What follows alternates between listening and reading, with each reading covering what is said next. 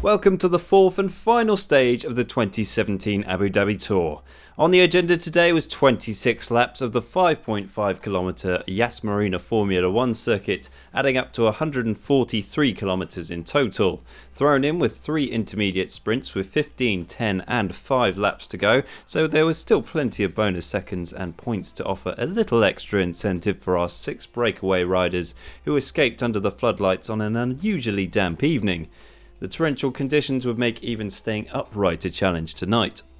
Patrick Conrad of Bora Hansgrohe mopped up the opening intermediate sprint, which kept Marco Canola and his Nippo Vini Fantini team on red alert in their defence of the black intermediate sprints jersey.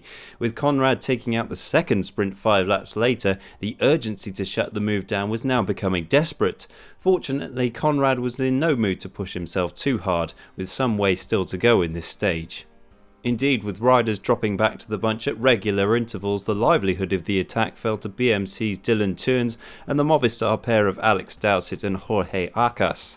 Soon, however, it was just Teuns and Dowsett, and before long the motivated peloton had brought things back together just before the third and final intermediate sprint. Quick-step floors were aiming to push Julian Alaphilippe up the general classification with a few bonus seconds, and he duly outmuscled a rejuvenated Patrick Conrad to complete his objective. All that was left now was the final sprint to decide our stage winner. Orica Scott's work on the front had begun in earnest from about 15 kilometres out, and they were still dominating the pace as we came round for the last of 26 laps. The lofty Roger Kluge brought the bunch onto the home stretch, and sitting on his wheel was the diminutive figure of Caleb Ewan, who launched off the German's wheel and left the likes of Mark Cavendish, Andre Greipel and Nicolo Bonifacio in his wake for a very impressive victory. You'll notice the wise decision to celebrate after he crossed the finish line this time.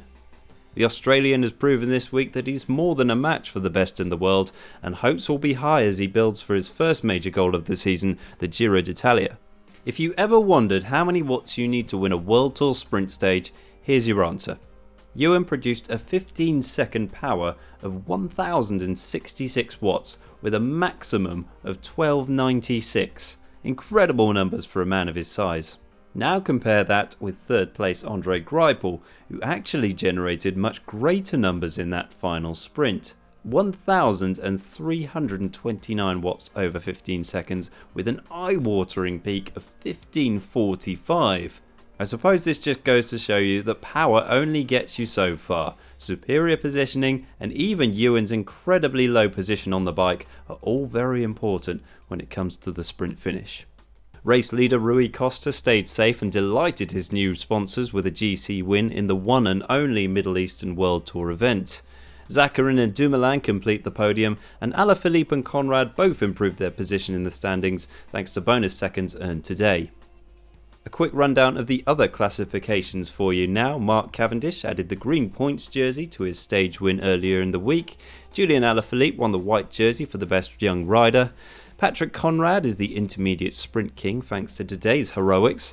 UAE Team Emirates won the team's classification, and Marcel Kittel won the snappily titled Tag Here Don't Crack Under Pressure award. He can show that off next time he runs into Andre Grivko. That's it for the Abu Dhabi Tour. Give us a thumbs up if you like these race reports. We'll do our very best to bring you more in the future. And make sure to subscribe to GCN for more insights into the world of pro cycling. For more videos from the Abu Dhabi Tour right now, check out the action from yesterday's Queen stage here, and Matt asked the pros what their favourite team kit of all time is in this video here.